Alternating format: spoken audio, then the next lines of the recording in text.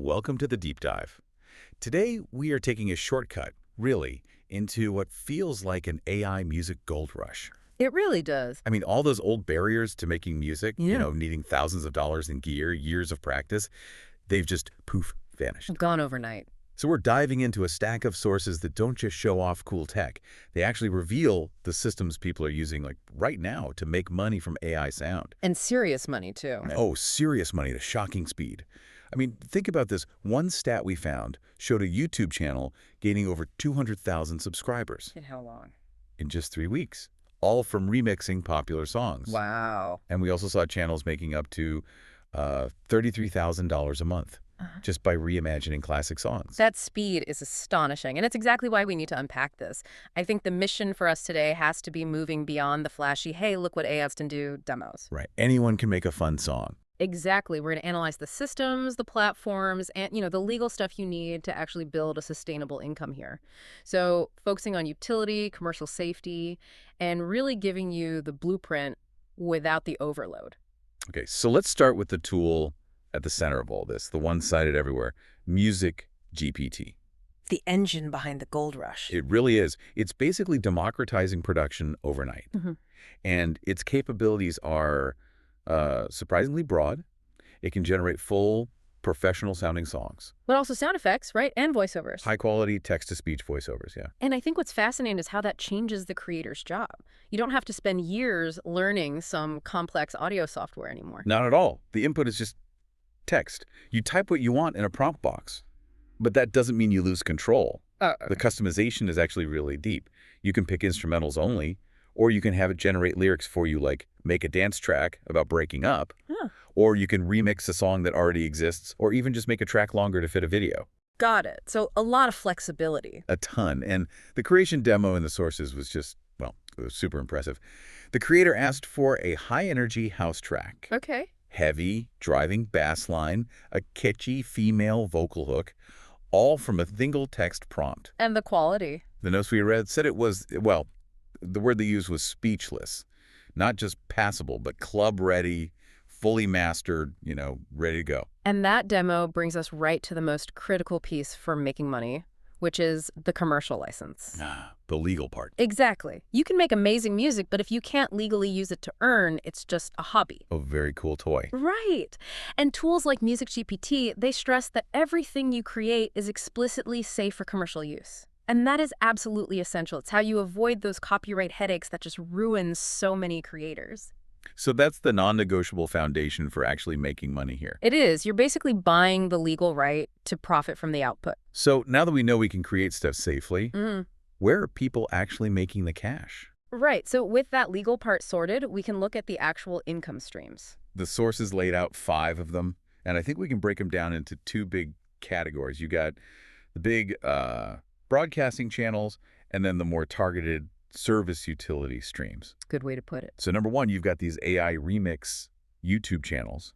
These are the ones getting all the attention, gaining hundreds of thousands of views so fast. One's riding that wave of novelty. Exactly. They're taking songs everyone knows and just flipping the genre. Yeah. Like a Motown version of a new pop song, or Michael Jackson as a country singer. And the appeal there is that mashup of familiarity and surprise. For sure. And what's wild is how little effort the video part takes. A lot of them just use a simple, static, AI-generated image right over the audio. So they're maximizing the audio hook and just minimizing the visual work. It's really smart. It's clickbait, but it's leveraging nostalgia. Yeah. Okay, number 2 is in that same kind of high-volume category, steady and lo-fi music channels. The background noise generators. Pretty much. Long, repetitive instrumental tracks people play while they work or relax. The sources said you can use the tool's Explore tab for quick ideas on what's trending and just generate hours of content. And those videos are often incredibly long, right? Like hours and hours of a looped track with some calming visual. Exactly. The genius of that strategy is how people use it. They just leave it on for hours, which racks up a massive amount of view time. And view time is the key metric for YouTube monetization. The absolute key. It's like a set-it-and-forget-it content machine built for passive listening. Now, those first 2 are about broadcasting to a huge audience. Right. The next 3 shift into that other category, the service utility.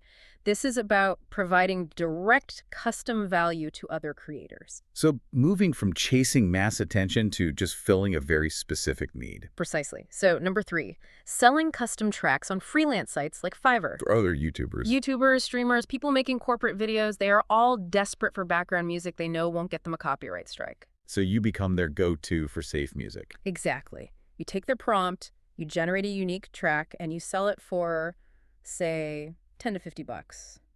Instant utility. But is focusing only on instrumental music a big limitation? You'd think so, but the sources actually said that's a smart move. For most professional content, especially with narration, vocals are just distracting. Ah, that makes sense. You don't want the music competing with the speaker. Exactly. The preference is overwhelmingly for instrumental only. It makes the service cleaner and the utility way higher. Okay, so you're a silent partner to the creator. Absolutely. Then you have number 4, selling sound effect packs. On places like Etsy or Gumroad. You got it.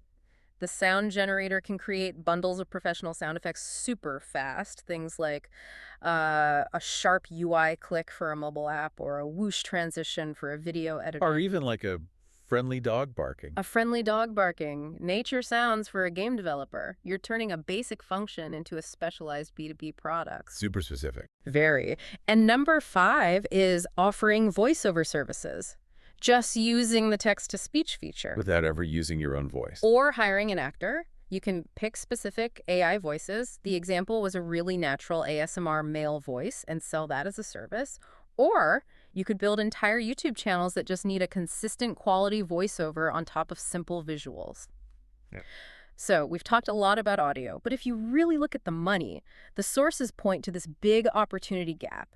The internet is getting saturated with AI audio. Okay. But the real opportunity, where you see figures like $33,000 a month, is in creating complete, high-quality AI-generated music videos. That immediately makes me think about the workload, though. A static image is almost zero effort. Is jumping to a full video really worth it? That's the question, right? And the sources say yes, but only if you're systematic about it. I mean, think about what it would take to make a video for $33K with humans. The full studio, editors, lighting crews. It would take months. And this technology just collapses all that time and cost. It's a huge paradigm shift. Okay, so before we get to the tool for that, what about the legal side? Good point. With high-value content, you have to de-risk. A lot of those viral remix channels get into trouble using copyrighted songs. Right. The smart strategy is to leverage the public domain. You just eliminate the legal risk entirely. So you can just ask ChatGPT for a list of public domain Christmas songs or something. Exactly. Give me the top 10 public domain patriotic songs. Now you have legally safe material you can remix and monetize forever. So let's get into the process.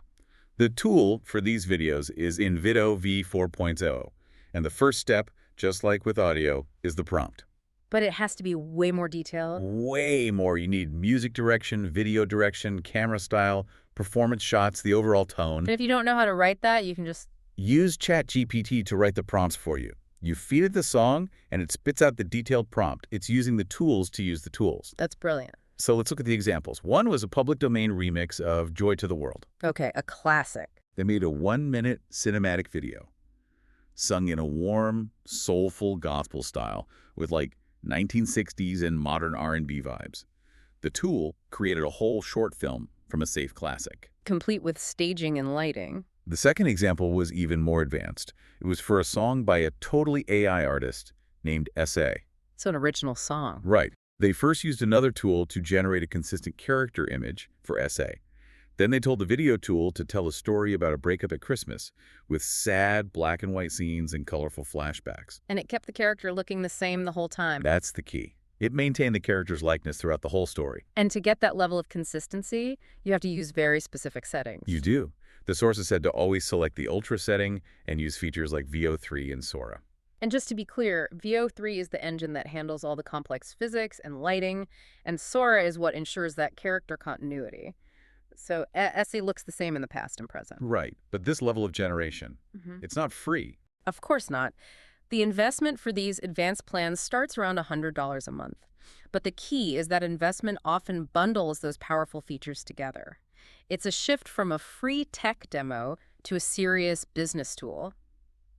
Okay, So let's shift gears from the creative tools to the actual business strategy that makes all this work. Right. There's a great warning from a veteran producer, Jordan Baywood, who said, "Some artists have 3 million listeners and no money. Focus on income." Oof. That hits hard. It does.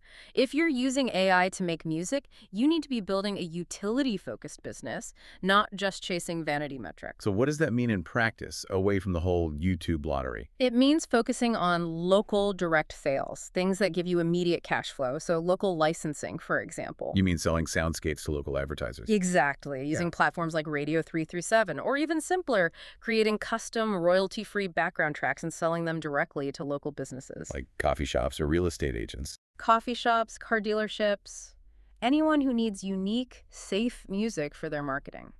They don't need a viral hit. They just need a clean, professional asset.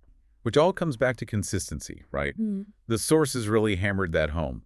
Success isn't about one viral video, it's a system. Yes, and the system they suggested was so actionable. It was drop one song a month, post 30 reels promoting your services, focus on one platform, and repeat for a year. The AI handles the speed of creation. And the human provides the marketing and the consistency. Right. And finally, that strategy has to be backed by what they called omnipresence in your market, using SEO, local business directories, making sure your services function like a digital open sign. So you're not just a musician, you're a digital storefront. Exactly. So when that local business realizes they need a custom track, your name is the first one they see. Wow, this has been a really comprehensive deep dive. We've seen the power of these tools like Music GPT and Envido in making professional content creation just incredibly fast and easy. They've automated the talent and the production value, in a way. They really have. But I think the key takeaway across all the sources is that the tool does the heavy lifting, but your success really hinges on your own personal action. And having that smart, utility-focused business system. Right. The tech is democratizing the creation part, but it is definitely not automating entrepreneurship. Not at all. And that leads us to a final, I think, provocative thought for you to mull over. We saw AI creating these incredible cinematic music videos, right, with complex characters. Yeah, the SA artist video. But one source mentioned this tiny, almost ironic detail. The producer still had to go in and manually edit the footage frame by frame to fix the lip syncing. Oh, really? Yeah, to get it perfectly on beat. So the question is, even with the most advanced, most expensive generative AI tools, the ones with Sora and all that, how much of that essential human labor, that micro-editing, that fine-tuning, is still the real bottleneck for truly professional output?